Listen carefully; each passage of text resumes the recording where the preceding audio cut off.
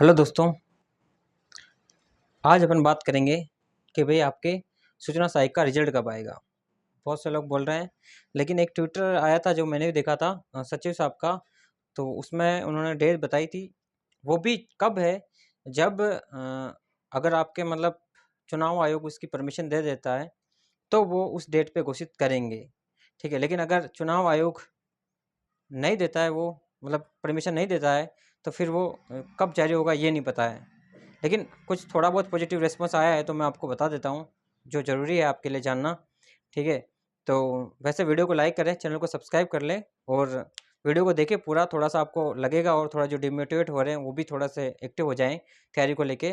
तो उन्होंने बताया है कि भाई 2 तारीख से लेके 5 तारीख 5 मई 2 मई से लेके 5 मई के बीच में आपका रिजल्ट जारी कर दिया जाएगा। उनका कहना ऐसा है, वो भी कब, जब चुनाव आयोग परमिशन देगा तब। बाकी अगर चुनाव आयोग परमिशन नहीं देगा तो मतलब आगे जा सकता है, उसकी कोई सीमा नहीं है। क्योंकि अगर चुनाव आयोग परमिशन नहीं देता है तो फिर रिजल्ट 2 जून को आएंगे, तो 2 जून के बाद मतलब जब सरकार वगैरह बन जाएगी, फिर उसके बाद जब चुनाव आयोग का मतलब काम खत्म हो जाएगा, तब आपके जाके यूँ समझिए कि तब जाके रिजल्ट आएगा। तो वो थोड़ा सा लंबा प्रोसेस हो जाता है। वैसे बोर्ड को देखो एग्ज़ाम मेरे हिसाब से उन्होंने, मैं आपको कुछ थोड़ी तथ्य देके कुछ चीज़ें बता देता हूँ मैं।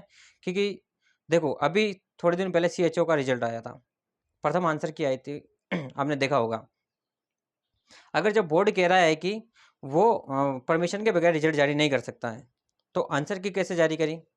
या तो फिर उनकी प्लानिंग ऐसा है कि भाई उनको रिजल्ट 2 तारीख से लेकर 5 तारीख तक देना है, या उन्होंने ये तारीख डिसाइड कर रखी है तो उन्होंने ये बता दिया। बाकी अगर परमिशन नहीं मिली है तो फिर अगर एक रिजल्ट भी आप दे रहे हो, अगर एक आंसर की भी आप जारी कर रहे हो, तो फिर वो विदाउट परमिशन जारी कैसे कर सकते हो?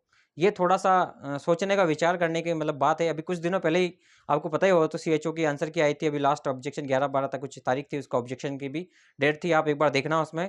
अभी जारी हुआ था कुछ दिनों पहले ही। अगर वो जारी हो सकता है तो आपका रिजल्ट जारी होना स्वाभाविक है।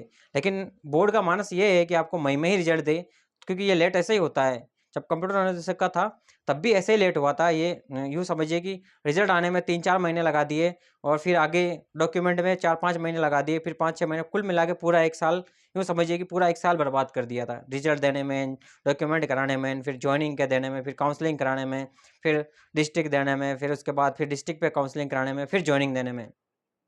तो यूँ समझिए कि आपका जो टाइम लेना है बोर्ड को वो लेगा। बहाने तो बहुत सारे होते हैं, आचार संहिता से बहाना ले लिया, अच्छी बात है। लेकिन जब आप एक रिजल्ट जारी कर रहे हो तो दूसरे रिजल्ट के लिए आचार संहिता कहाँ गई? उसके लिए भी तो आचार संहिता के नियम लागू होते हैं। आपने उस आंसर की को जारी किया तब आपने नियम नहीं देखे, अब नियम देख रहे हो आप, तो गलत बात है। थोड़ा-सा आपको समझना चाहिए इस बात को कि बोर्ड का जो मानस है, रिजल्ट देने की जो तारीख है वो फिक्स है। उन्होंने बता दी 2 तारीख से लेके 5 तारीख से, सचिव साहब का ट्वीट था, मैंने भी देखा था। तो आप देखना उसको, ट्वीट को। बहुत से लोग अपने ग्रुप में जुड़े हैं टेलीग्राम में, आप भी जुड़ना उसमें, टेलीग्राम ग्रुप में, जो लिंक मैं नीचे दे दूंगा आपको वीडियो के नीचे। तो उसमें बहुत सारे लोग जुड़े हुए हैं, बहुत सारे लोग चर्चा करते हैं इसके ऊपर, जो अपना फ्रस्ट्रेशन होता है बोर्ड से लेके, या किसी से लेके टाइपिंग नहीं हो रही है, कुछ भी ऐसा होता है तो वो वहाँ शेयर करते रहते हैं अपनी बातें। थोड़ा सा उनको अच्छा महसूस होता है। तो आप भी करें, अपने डिस्कशन करें वहाँ पे, थोड़ा पॉजिटिव में आपको थोड़ा अच्छा मिलेगा। हाँ, आप, लेकिन आपको मैं बता दूँ कि आप तैयारी कंटिन्यू रखें आपकी, क्योंकि जैसे ही आपके रिजल्ट आएगा तो आपके पास काफ़ी टाइम है अभी।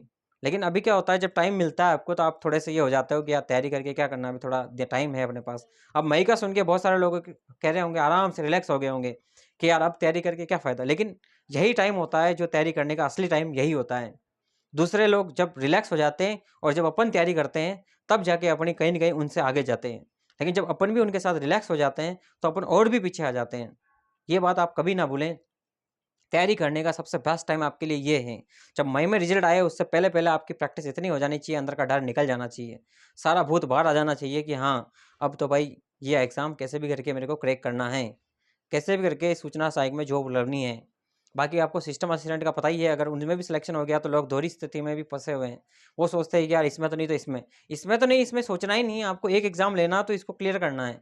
क्योंकि उसमें इंटरव्यू भी है, और आपको पता है इंटरव्यू में कितने फर्जीवाड़े होते हैं। आपने देखे हैं अभी इंटरव्यू के फर्जीवाड़े, एसआई की भर्ती देख लीजिए या फिर आरएस की देख लीजिए। सारे वही लोग लगते हैं जिनकी जान-पहचान होती है, जो कुछ मतलब यूँ समझिए कि रिश्तेदार होते हैं किसी के, जो अच्छे-अच्छे पोस्ट पे बैठे हैं।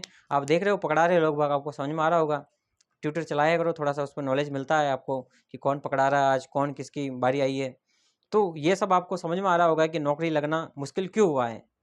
नौकरी लगना मुश्किल इसलिए हुआ है क्योंकि सब भाईवाद, जातिवाद, परिवारवाद सब चलने लग गया, इसलिए थोड़ा सा ये मुश्किल हो गया। आप इन चीज़ों में ना फंसें, आप अपनी तैयारी अभी से कंटिन्यू करें।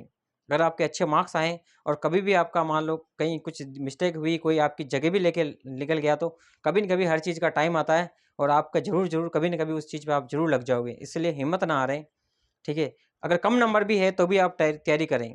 मेरा कहने का मतलब ये है कि अगर कम नंबर भी है आपके, 60% से थोड़े से भी कम है, 2-3% या 58-60% भी है तो करें। लेकिन हाँ, लगभग 100 से ऊपर वाले का लगभग नंबर आ रहे हैं जिसके जो वो सिलेक्शन के मतलब रेस में है। 100 से कम भी है, 95 से देख लें आप। मैंने पहले बताया था, वीडियो डाला था कट ऑफ का, लेकिन उसमें मैंने बताया था 100 से ऊपर वाला वीडियो, लेकिन उसमें क्या है कि मैं फाइनल कट ऑफ बता रहा था, लेकिन उसमें क्या है कि लोगों ने समझ लिया कि ये सर प्री वाले बता रहे हैं, जबकि प्री वाली में पहले ही बता चुका था कि 60% से ऊपर वाले तैयारी करें। 60 से अगर 2-3% कम भी है तो वो भी कर लें, और बाकी नंबर जो 100 से ऊपर नंबर है की बात कर रहा हूँ, वो ऊपर वाले सिलेक्शन है। अगर 95 भी है तो भी वो सिलेक्शन की रेस में है। इसके पीछे की वजह ये है कि बहुत से लोग ऐसे हैं जो और कॉन्फिडेंस में टाइपिंग में मरेंगे। ये लिख लेना आप। बहुत से लोग ऐसे हैं जिनके नंबर अच्छा है थ्योरी में, लेकिन उनके पास अभी टाइम है और वो अपने आप टाइम वेस्ट कर रहे हैं। थोड़ा-सा देखते हैं कि रिज़ल्ट तो लेट आएगा, तो वो उस चीज़ को ध्यान में रख के थोड़ा-सा टाइम को आगे बढ़ा रहे हैं। तो आप इस बात का ध्यान रखें, आपको अपना टाइम वेस्ट नहीं करना है, आपको अपना एग्ज़ाम समय पे देना है और समय पे आपको सिलेक्शन लेना है। बाकी आपको कोई डाउट है तो आप कमेंट बॉक्स में ज़रूर लिखें। वीडियो अच्छा लगा तो लाइक करें, चैनल को सब्सक्राइब करें। धन्यवाद।